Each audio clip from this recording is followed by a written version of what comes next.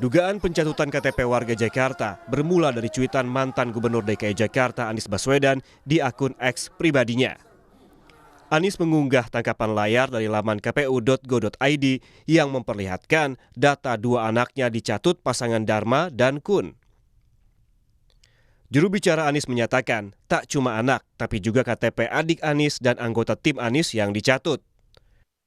Betul telah terjadi pencatutan atas nama dua anak Pak Anies Baswedan, yaitu Mikael dan Kaisar, serta adik kandung beliau yang namanya masuk sebagai pendukung calon independen 2024. Selain dari keluarga inti, juga ada tim yang bekerja bersama Pak Anies. Bisa dikonfirmasi bahwa mereka tidak pernah mendapatkan permintaan dukungan dalam bentuk isi form KTP dan tanda tangan basah, serta tidak pernah mengalami proses verifikasi faktual dari KPU terkait dukungan untuk calon perseorangan di Pilgub DKI Jakarta tahun 2024.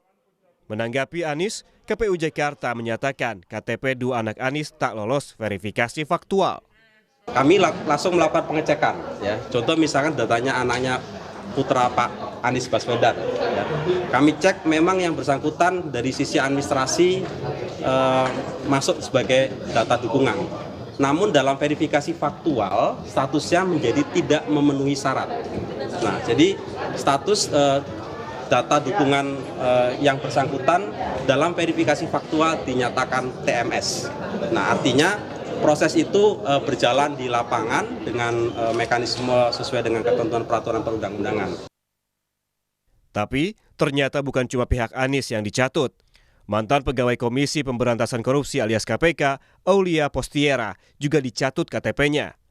Aulia melaporkan hal ini ke polisi sebagai pencurian dan penyalahgunaan data pribadi. Ternyata nama saya juga nik saya, data pribadi saya itu juga digunakan sebagai salah seorang pendukung bakal calon gubernur DKI Jakarta, yaitu pasangan Dharma Pongrekun dan Kun Wardana Abdaya. Untuk laporan polisi, saya sudah berkoordinasi dengan PBHI dan melalui salah seorang advokat di sana, saya saya meminta PBHI agar dapat mewakili saya dan juga korban-korban lainnya. Menanggapi dugaan pencatutan data kependudukan oleh Dharma Kun, Badan Pengawas Pemilu atau Bawaslu Jakarta membuka posko pengaduan. Dari pengaduan warga, Bawaslu segera menentukan dugaan adanya pelanggaran pemilu. Kami sudah membuka posko pengaduan. Per hari ini memang sudah masuk juga beberapa nama ya yang mengadu ke Bawaslu, termasuk ke saya secara pribadi. Kami sebagai pengawas pemilu yang punya kewenangan dalam hal penindakan, setelah nanti ada kita inventarisasi, baru nanti akan kita lakukan kajian. Sementara itu, sang calon independen Dharma Pongrekun membantah sebagai calon boneka agar calon gubernur dari Koalisi Indonesia Maju Ridwan Kamil tidak melawan kota kosong. Kami bukanlah by design, kami bukanlah settingan, tidak. Kalau kami pun tidak pernah tahu apa yang akan terjadi di depan.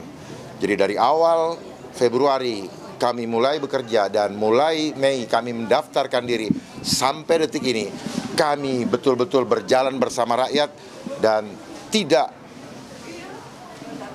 ada siapapun di belakang kami.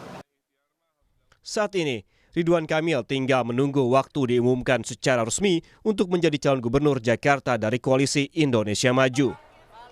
Anies yang tadinya diusung 3 partai, Partai Kebangkitan Bangsa, Partai Keadilan Sejahtera, dan Nasdem, tak mendapat tiket setelah 2 dari 3 pengusungnya balik badan dari Anies karena bergabung dengan Koalisi Indonesia Maju.